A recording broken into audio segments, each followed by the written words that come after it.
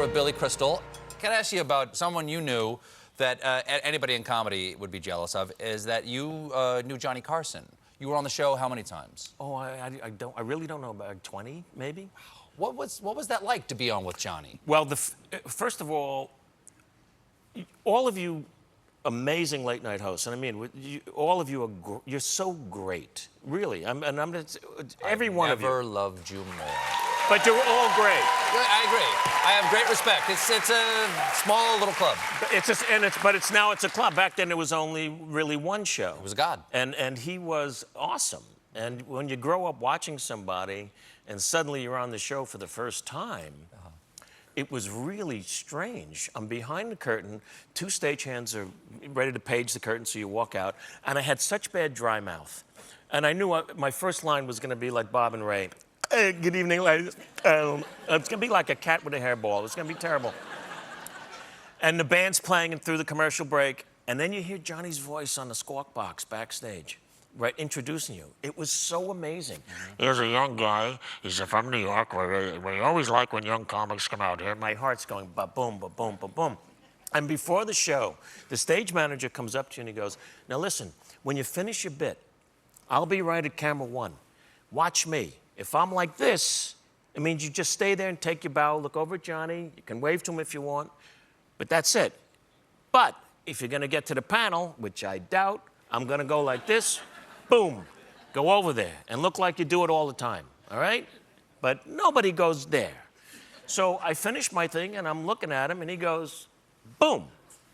And I go over next to him for the first time, and sitting on my right is Orson Welles.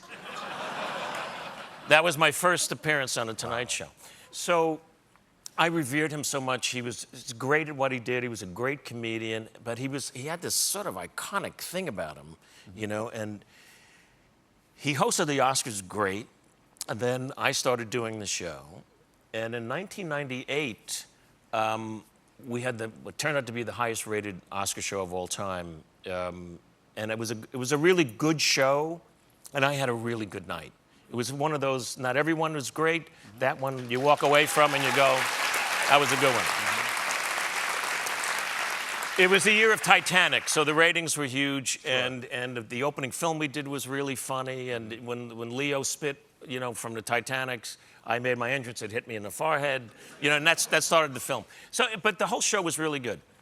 But you know, because you've hosted big events, you can't get it out of your system. So it's like the night after the prom.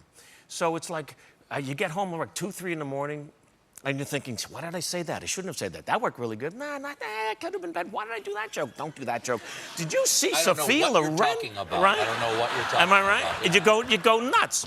So 6 a.m., I'm wired like crazy, and I fall asleep. Phone rings, it's 9 a.m. It's my longtime assistant, Carol Sidlow. She goes, hey, boss, Johnny Carson's on the phone.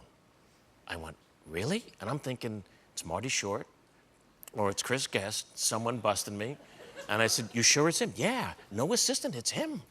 I went, all right, tell him to off. And she goes, what? I said, I'm kidding. I'm gonna hold on for 30 seconds and let me get myself together. Boom.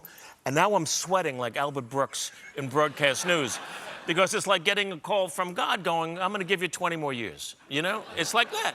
So I go, as cool as I could be. Hi, Johnny. I'm just gonna tell you. And he went on and said all of these amazing things that you just wished he would say, you know, and he said them all. And he said, you know, I was home watching, and I'm there with Alex, and she said, why don't you call him? Did you keep talking about him? I said, and so I'm calling you. And it's not what I usually do, but I want to call you. I want to get to know you. And it's one of the, you know, what Rodney used to say, just give me one of these. I got one of these from Johnny, and it was an amazing thing. We got to take a break, but don't go anywhere. We'll be right back with more Billy Crystal. If you could stay.